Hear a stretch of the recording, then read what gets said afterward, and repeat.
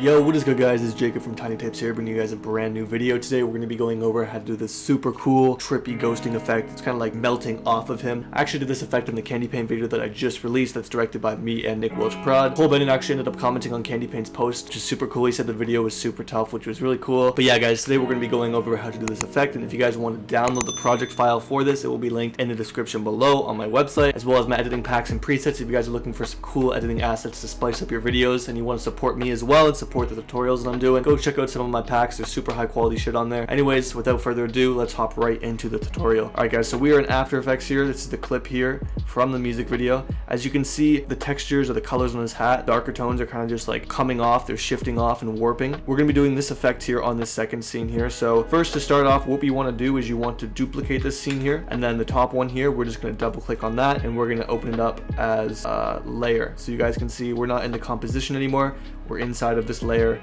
By double clicking on it, you guys can see up here. So next, what you guys want to do is you want to go over to the roto brush and you want to start rotoing out his hat. So if you guys do not know how to rotoscope, I'll have a tutorial linked down in the description below teaching you guys how to rotoscope. A lot of music video effects nowadays heavily rely on rotoscoping, so if you guys don't know how to rotoscope, I highly suggest learning. Alright, so as you guys can see, the hat is cut out. What you want to do is you just want to kind of skim through it to make sure it's cut out for the whole thing. Alright, that's fine there. So what we want to do next is you want to go back into the composition and we want to turn off this bottom layer here so it's just the hat. What you want to do next is you want to go into effects and you want to search up Luma key. We're going to drag and drop Luma key on top of that clip there and then go into settings. You want to have it key out brighter. Make sure you guys have that selected there, and you want to turn the threshold up. So I think about there looks nice. And then we're going to play with the tolerance, or not the tolerance, sorry. The edge thin, and then the edge feather. Alright, I think that's perfect there, and if we turn that back on, as you guys can see, it's just kind of overlaying on top of the background. So the next step you want to do is you want to go and you guys want to go and search optics, compensation, drag and drop that on top of the clip there, and then make sure you guys select the reverse lens distortion, and then turn that up there. And as you guys can see, the more you turn it up, it kind of brings the subject towards you. But to mess with it more, you guys can go to the view center, and I'm just going to bring the view center up so it goes right into the camera. So you just mess with it. Alright guys, so I think I like that right there. So the next step is you want to go and you want to keyframe the field of view. So I'm going to bring it to about 150 to start, and then towards the end I'm going to bring it up to about probably 170 right there, and then press U on our keyboard on the layer so we can see our keyframes, and then drag that to the very end. So I'll play that for you guys.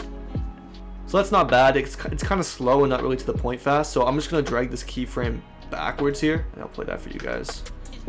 Kind of out more, straight to the point, maybe a little bit more forwards. That was cool, I fuck with that. And then what you want to do next is you can go into effects and presets, and then you guys are going to want to search up heat wave, drag and drop heat wave on that clip. Play with the heat intensity.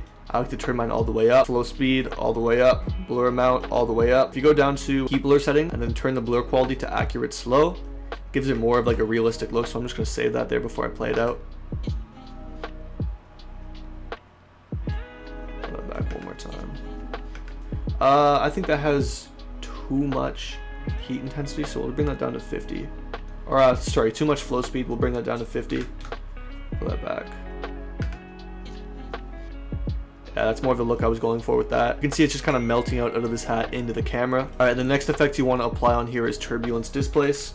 You guys don't have to apply turbulence displace if you don't want to. I think it adds a little bit more to the effect. I'll show you guys the way I'm going to apply it, but if you guys like the effect already as is, you can leave it at that. But for the sake of the tutorial, we're going to throw on turbulence displace. We're going to keyframe evolution, and then let's see what looks good for the amount.